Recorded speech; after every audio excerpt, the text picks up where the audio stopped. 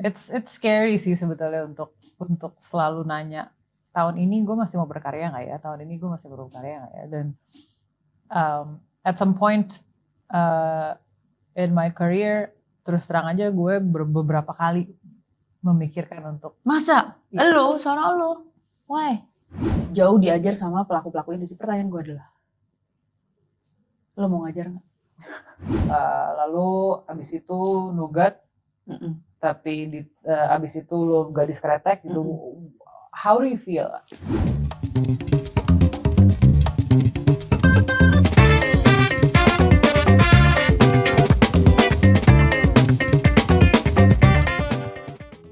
How does it feel? Feelsnya? Ya gue kerja sama lo ADC 2, lalu abis itu nugat, tapi abis itu lo gadis kretek gitu. How do you feel? Yang gue rasakan tuh gini, jadi ternyata apalagi setelah lo mendirect ya, itu kan lo ngawal film dari zaman itu ditulis sampai syuting, sampai editing. Sekarang gue mulai paham, Bo, bahwa acting yang gue pada saat gue menjadi aktor itu gue merasa kayak wah ini adalah the pinnacle of my achievement, gue bisa nyampe sini aja alhamdulillah men gitu loh. Kenapa enggak yang itu yang di take, diedit, diambil gitu. Itu ternyata gue baru paham, karena ternyata sebagai director tuh lo harus melihat produknya tuh sebagai orkestrasi semua elemen kan. Lo harus jagain harmoninya, simfoninya. Jadi pas udah editing lo akan memilih, sampai gue berapa kali pas lo nogat performance lo kan gitu. Pokoknya powerful, very powerful performance. Sama kayak gue syuting yang film kedua itu sama Mbak Mini juga, Cut Mini. Itu juga kan nggak usah ditanya gitu loh. Dia ngasihnya tuh lebih dari yang gue minta gitu loh. Ternyata malah challenge-nya yang waktu itu gue rasakan adalah, wow ternyata gue harus minta lagi take ulang, bukan karena yang barusan gak bagus banget, tapi justru untuk cerita ini gue perlu yang bagusnya ditahan, ngerti gak lo? Jadi yang take yang versi yang lebih ditahan, apa yang lebih mungkin buat aktornya jadi lebih kayak gak keluar, tapi sebagai film tuh nanti akan lebih manisnya yang itu yang diambil gitu loh. Dan when do you cut, lo kalau editingnya kapan lo in, kapan lo out gitu loh. Kalau lo showcasing orkestrasi aktor ini dong, bagus banget, tapi that's gonna be her showreel, it's not gonna be for the story. Jadi kayak buat story tuh kayak ada gitu-gitunya, dan gue jadi belajar itu sih as an actor pas udah direct. Ternyata mungkin I'm gonna trust the director, dia minta gue kurangin, gue akan ikutin, karena ternyata pas editing tuh nanti dia yang punya bayangan itu gitu. Iya. Tapi menarik ya, maksudnya storytelling tuh terutama di sinema, I mean it's the biggest collaboration in the world gitu kan. Cinema and theater shows. Kita nggak bisa melihat segala sesuatu dari apa ya as a single event. Jadi misalnya kayak actingnya doang, craftsmanship, artnya aja, atau set atau efek. Everything needs to blend well together. The same kind of experience juga waktu itu gue alamin di sebuah set yang cukup inklusif gitu ya, rasnya banyak, umurnya juga banyak gitu, and we have to, it's an English speaking role. Terus itu gimana sih Bo, English speaking role? Jujur gue nggak pernah dapet English speaking role. Itu tuh kan lo otak lo kan masih kayak ada lagi, lo harus nempelin makna dalam those foreign words kan, which is not your first language gitu. Exactly. So the kalau bahasa Inggris oke lah, gue dulu ngafalin bahasa Belanda, Bo. Itu dah. Sama bahasa Mandarin. Gimana ya gitu. Iya, jadi memang ini kan apa maksudnya craftsman gitu kan. Jadi gue ingat banget the first few weeks of the production, gue kayak oh my god, pickle gitu, gue kayak ini gue gimana ya. And then I was away, I was di Jakarta, gue nggak sama keluarga, teman-teman gue jauh gitu, kayak man. Terus datanglah seorang aktor gitu, dia baru he just did like a I don't know 27 hours flight or whatever dari mana lah gitu ya, datang terus kayak kenalan nenek he plays this, the showrunner is there gitu, kayak alright let's go to episode such and such, scene such and such, you and Hugh go. Sementara gue kayak Bentar dulu. Gede gitu kan, sementara dia duduk di depan gue terus gitu, siap sesiap-siapnya. Hafal kepala. Yes. Hah? Gue agak itu kayak I need to step up my game kan, gitu kan ya. Terus kayak Itu apa sih aktor teater? iya, gue kayak wah gila sih. Udah kan akhirnya oke, I need to step up my game, gue harus ngerjain PR apa segala macam. Datanglah pertama kali gue syuting sama dia on set. Itu baru reading loh. Ini siapa sih, Bo? Ada deh, ntar gue ceritain. Jepang, bukan? Enggak. Bule. Iya. Terus Oke. on set, direkturnya gitu, can you bring it up a notch? Terus gue yang, what the hell is gonna bring it up a notch? Is there any notch? Iya gitu, is there any notch? What notch? What is he on? Gitu gue kayak, apaan ini lagi cover dia nih, gue over the shoulder gue. Lu yang disuruh bring up? Enggak, dia. Jadi okay. lagi cover dia. It's all his scene. Bring it up a notch. So gitu, oke, yuk. Oke, dia bilang, oke, fine. Terus dia kerjain lagi, he did bring up a notch. And what was it like? Kayak gimana sih? Beda banget. Definisi notch, up a notch tuh apa? Jadi kayak he presents with one tone. Satu tone aja gitu yang ya of course dalam karakter apa segala macam terus dikasih note bring it up a notch gitu. Oke. Terus dia agak sedikit lebih quirky, lebih kayak meledak-ledak gitu. Tapi kayak satu level di atas yang sebelumnya. Terus oke, take 3 lagi. Sedikit Satu lagi. Satu notch lagi. Terus he brought up another notch. Bentar, Keempat. pertanyaan. Keempat lagi, notch lagi. Kelima lagi, keenam lagi. Jadi 6-6-nya take-nya semua beda. Oke, gue mau nanya. Gue cuma bisa duduk di situ kayak. Oke, definisi up one notch itu di intonasi, di besaran gerakan. Semuanya. Apa di sini lu juga kerasa anjir lebih kayak powerful gitu. Lebih powerful meaning kayak tiba-tiba gue sebagai co-starnya dia, I understand his character more. Cause when I talk to him, dia bilang kayak, so I just put on another layer. Kayak lebih more primal Yes.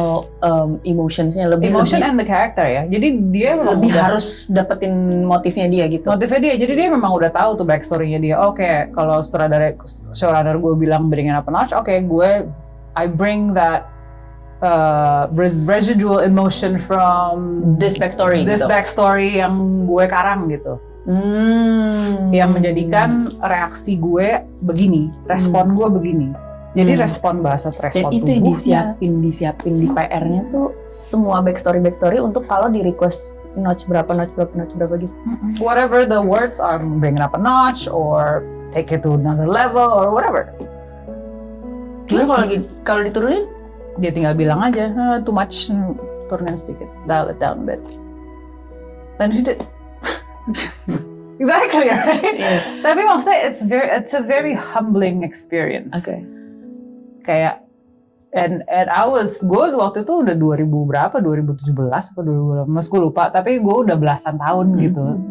Yang akhirnya kayak pecutan bahwa gue harus belajar lagi nih. Bahwa seni peran ini memang bisa terus digali dan metodenya sebanyak itu sebetulnya. Selama kita mau tetap belajar ya bakal ada lagi yang baru. Ada lagi pasti, nggak mungkin nggak mungkin nggak mungkin habis gitu lah. Jadi emang man, acting is apa ya? Gue tuh sebenarnya juga suka bingung kalau ditanya what is acting? It's like living. Dapat citra tuh lebih kayak pecutan sih jadinya buat gue. Bahwa ketika kita we've been recognized by the industry and by our fellow filmmakers, itu kayak apa ya, kayak I have to step it up a notch. Entah itu upgrading myself lagi, teknik atau I don't know, educate myself in more stuff or live. On that note, gue mau nanya, educate myself, berarti kan lu ada panggilan untuk pengen belajar lagi dan gue dapetin nih piala tanpa gue belajar apa-apaan. Ya maksudnya gue coba dengan insting ya kan, tanpa benar-benar properly belajar formally nih ya, tentang craftsmanship ini, keaktoran bla bla bla. lo jadi pengen belajar beneran kan karena Iya. dapet ya exactly what I felt. Pertanyaan gue selanjutnya, kan kalau kita industrinya mau maju nih, perlu ada institusi formal pendidikan yang bisa nyetak orang-orang skillful kan. Selama ini industrinya maju dan berkembang karena orang-orang ini secara instingtif autodidak. Jadi filmmaker, jadi penulis, jadi director, jadi aktor kayak kita. Sebenarnya lo mau grow dalam skala sistemik kan? Katanya kan kita in the golden era of Indonesian film industry. Katanya we are part of it. Dan kalau lo masih syuting, you are part of it. Kalau enggak ya mungkin lo perlu casting lagi. Tapi maksud gue seneng banget kita ada di menjadi bagian dari era keemasan ini. Yang gosipnya kita adalah investasi the next big thing after South Korea. Wow. Setidaknya itu yang dilihat dari kacamata OTT internasional. Oh yeah, that's right. Ya kan? That's right. Dari segi subscriber dan demand. Nah, untuk bisa benar-benar grow secara sistemik dan maybe eventually won an Oscar under Indonesia's name, lu kan berarti harus grow. Apa aja sih yang udah dikerjain sama South Korea sampai bisa nyampe situ yang kita belum ada? Salah satunya adalah mereka tuh udah bikin film-film school yang solid-solid. Ibaratnya tuh kaliber-kalibernya film school internasional tuh udah ada banyak institusinya di negara mereka. Acting school yang udah international standard kayak Lambda gitu sih udah banyak juga di negara mereka. Kita isi IKJ dan not saying that they're bad, cuma we need more. Dengan kurikulum dan metode yang jauh lebih up to date sama industri, jauh diajar sama pelaku-pelaku industri. Pertanyaan gue adalah, lo mau ngajar nggak? Karena eventually dude, siapa lagi? Masalahnya Siapa gini, lagi yang bisa nurunin semua all those knowledge buat orang yang sepengalamannya udah seluas elu? Siapa lagi sih? Adinia Wirasti, orang yang pengalamannya lebih luas daripada lo. Banyak. Berkolaborasi dengan industri, nggak cuma industri dalam negeri, tapi juga Banyak. industri negara tetangga. Banyak. Siapa? Name one right now. Gue hitung 10 detik. Arifin Putra. Ya Arifin Putra kan mau ngajar sama Ferdi Sulaiman. Lu doang yang gak mau. Maksud gue, akhirnya tanggung jawab untuk mencetak anak-anak baru dengan skill set yang kurang lebih sama yang kita punya ini kita share. Akhirnya will come down to us. I mean true sih. Sebetulnya I've never really thought about it, to be honest. Gue lebih kayak aduh nggak deh gitu karena gue merasa gue belum dapat juga pendidikan formalnya gitu. Ya, gue belum mumpuni untuk ngajar gitu apalagi ya. You want me to share it? I'll share it. What I know. Tapi belum tentu ini adalah pendidikan formal ya karena gue juga nggak ada belajarnya juga nyakot gitu. Puji syukur aja gue sekarang diberi kesempatan oleh semesta. Memang masing-masing produksi itu memang selalu gue treat pelajaran apa yang bisa gue ambil sedikit gitu. Jadi mau kalau sharing aja sih mau, tapi kalau ngajar gue rasa gue belum punya kapasitasnya untuk menjadi pengajar. Kalau gue jadi gue merasakan seperti yang lo rasakan, tapi gue juga ngerasa karena how can we teach kalau kita sendiri belum pernah menjadi murid dari institusi-institusi formal itu gitu. Tapi sebenarnya gini, yang menurut gue juga penting adalah kesadaran individunya masing-masing untuk mau belajar. Unfortunately banyak yang udahlah nggak usah deh, udah deh gue kerja aja.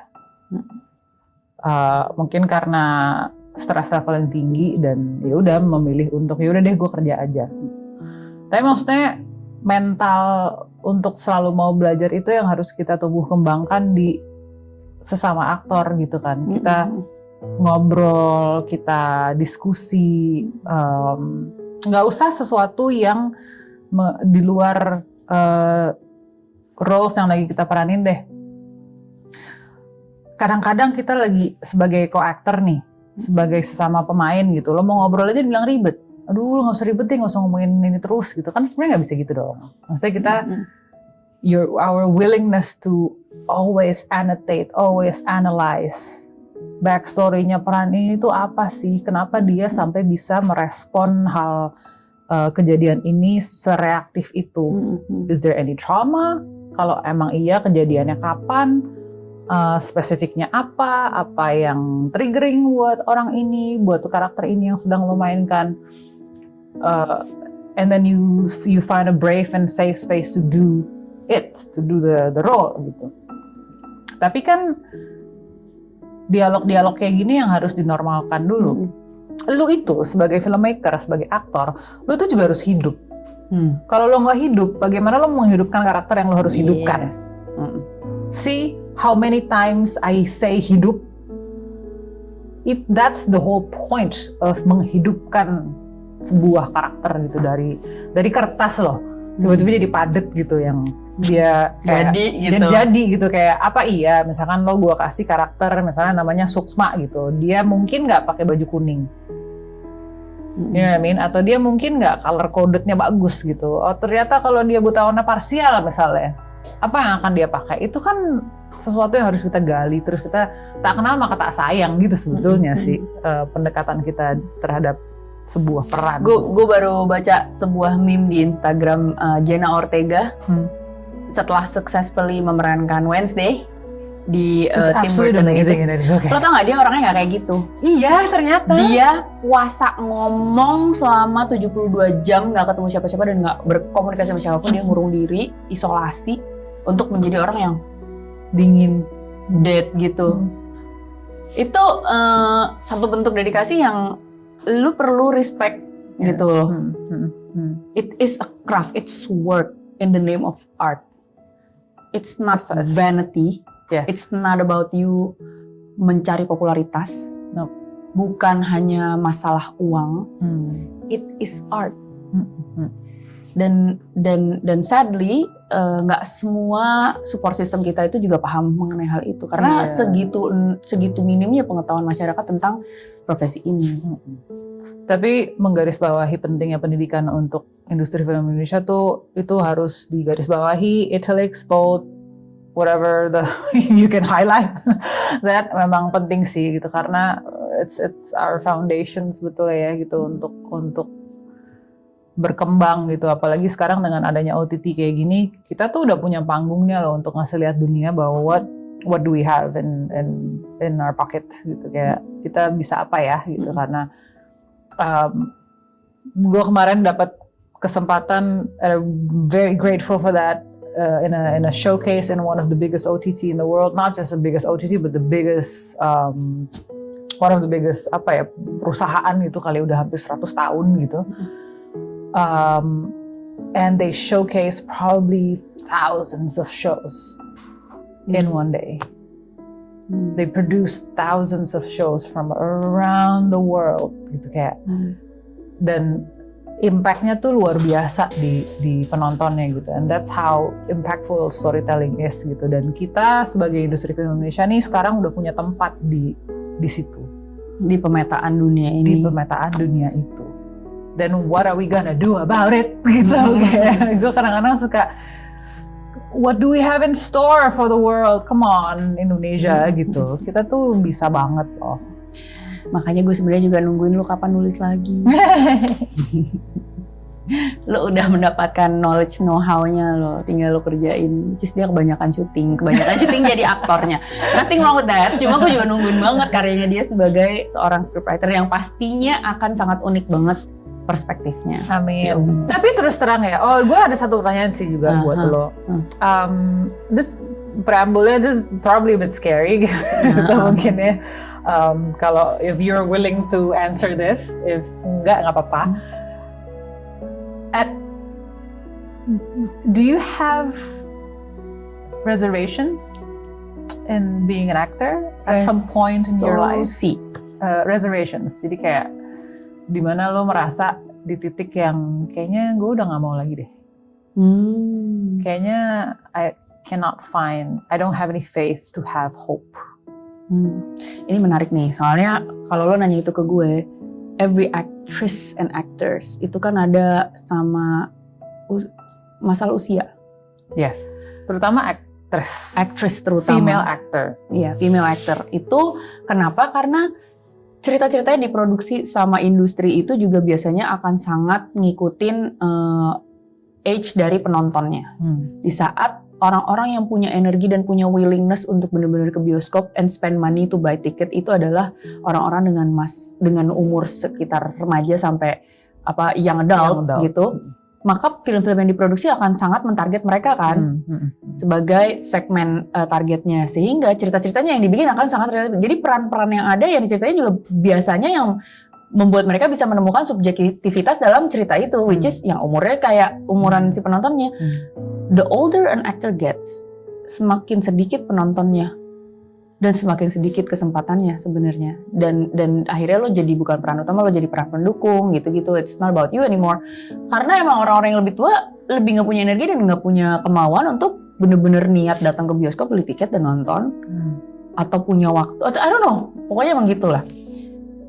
Nah ini yang bikin untuk ngejawab lo masih mau berkarya nggak di dunia industri? Of course masih, kalau misalnya gue masih dapat kesempatan. Tapi kan lo pernah nggak berpikir bahwa kayaknya gue udah nggak tahan lagi?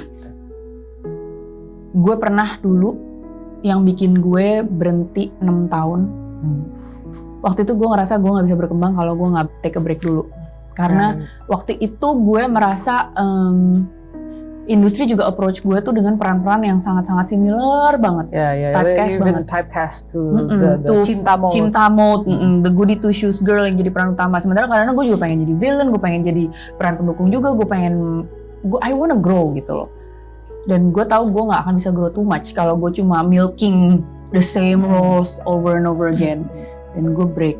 Tapi gue nggak tahu saat ini di umur yang ini dengan role gue yang udah gue expand lagi, nggak cuma acting tapi gue belajar nulis sama belajar direct dan mungkin produce, gue jadi ngelihat lebih banyak nafasnya nih gue di industri ini. Gue bisa berkaryanya tuh bisa produce, gue bisa nulis, gue bisa direct, dan gue nggak harus selalu di depan, but it's always going to be my voice, it's always going to be my story, and I can always goyang dikit gimana cara orang memikirkan tentang ini gitu loh. I can still shake the way people think gitu loh through my work. Sebenarnya itu that's the goal. Dan akhirnya gue nanya lagi sih, pengen sih gue tetap berkarya dalam film, walaupun ya mungkin gue harus terbuka sama possibility di mana gue nggak cuma main doang gitu loh. Yeah, gitu. Nice. Thank you for the answer. It's scary sih sebetulnya untuk selalu nanya, tahun ini gue masih mau berkarya nggak ya? Tahun ini gue masih mau berkarya nggak ya? Dan at some point in my career, terus terang aja gue beberapa kali memikirkan untuk masa? Lu, seorang lu, why? Lu kan grow terus dong. Lu nggak typecast as anything. Iya, tapi you got multiple different roles. Tapi maksudnya gue hanya apa ya? What aspect of it that makes you want to stop?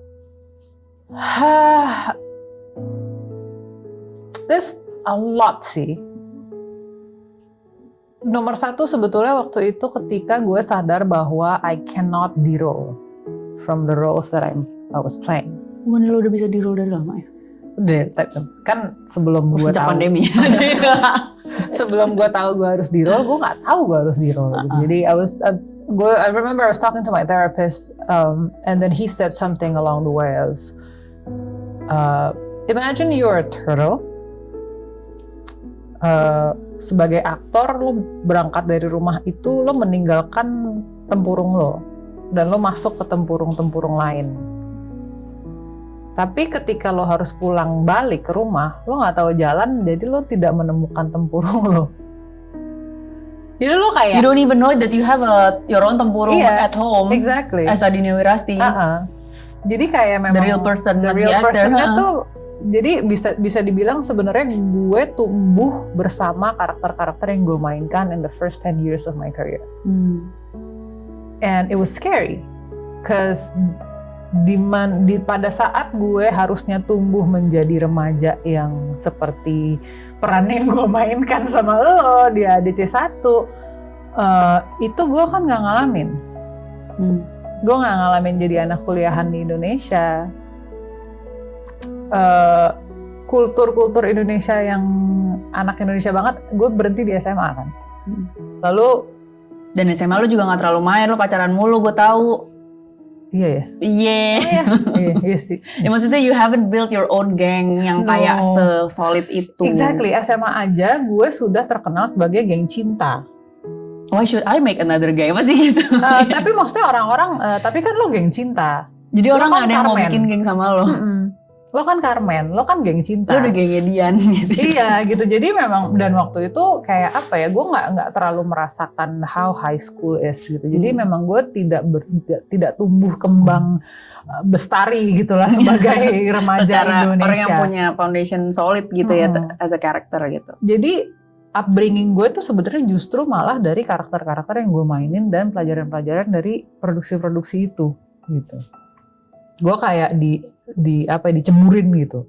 Kalau sekarang kan kita lihat underage actors, both female or males, selalu ada yang nemenin, inget gak sih? Gitu ya. Dulu kita ada chaperone kita lantang-lantang anak kecil sendiri. Chaperone mana ada chaperone Mbak Mira gitu kan gitu dan when I was still in my teens, gue dapat kesempatan untuk main 3 hari untuk selamanya yang sevulgar itu gitu pada zamannya gitu dan untuk gue juga yang this is very challenging.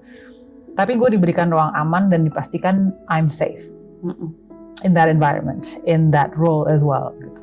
Dan gue beruntung banget. Dan filmmaker yang kayak gitu kan ya bisa dihitung pakai jari gitu kan, Bo. And that's the kind of legacy that I want to have under my name gitu sebenarnya, under my belt. Ketika nantinya gue udah nggak ada gitu, to create a safer and braver space for especially young women to berkarya, to make their art gitu di dalam industri ini. Dan ketika gue tidak berhasil menemukan jalan pulang gue dari karakter-karakter ini, I was lost. I didn't know that there is such thing as post-performance depression yang setiap akhir syuting gue selalu rasain gitu. Yang kayak gue nih kenapa ya gitu, kok rasanya tuh kayak nggak ada yang ngerti lo juga, kehilangan purpose gitu. Jadi yang setiap hari tuh kalau kita syuting kan ada call sheet di mana you know what to do, lo ada goal, lo ada kayak semacam fulfillment. Oh, I did that scene, good, I feel good about that scene, atau kayak I feel crap about that scene, what can I do next gitu kan. Tiba-tiba produksi habis, yang gue rasain kayak tiba-tiba there's no call sheet in life gitu, dan nggak ada yang coaching itu kan. Call sheet ada hari ini adalah running errands, cuci baju, cuciin rumah, cuci piring, beli makanan gitu kan, balance your book or whatever errands that you have in the house gitu. Jadi memang at that time ketika gue tidak tahu harus ngapain dan harus gimana, gue kayak kayaknya udah aja kali ya gitu. I think I need a break for myself. I need a break from it. Period. Karena you need to do the living as you the person gitu. Tapi ternyata semestanya ya tiba-tiba ada seru juga yang ini. Iya deh gitu jadinya. Dan akhirnya mungkin gue juga bersyukur sih, ternyata justru malah keinginan atau keraguan atau kegelisahan gue untuk yang menimbulkan gue kepengen berhenti dari seni peran, malah justru memotivasi gue untuk mengeruk lagi educate myself to make myself more richer gitu, atau jadinya lebih luas lagi gitu wawasannya di not just in life but in acting and filmmaking as well gitu. Jadi ya kayak saling jawaban dari mau terus berkarya sama pernah nggak mikir untuk udah deh berhenti acting aja tuh kayak memotivasi satu dan lainnya gitu. So I guess it complements one another. So I'm quite lucky to have the kesadaran, the awareness bahwa enggak sih, ternyata memang gue secinta itu sama seni peran. Oke. Terima kasih guys. Thank you. What a valuable talk. Thank you.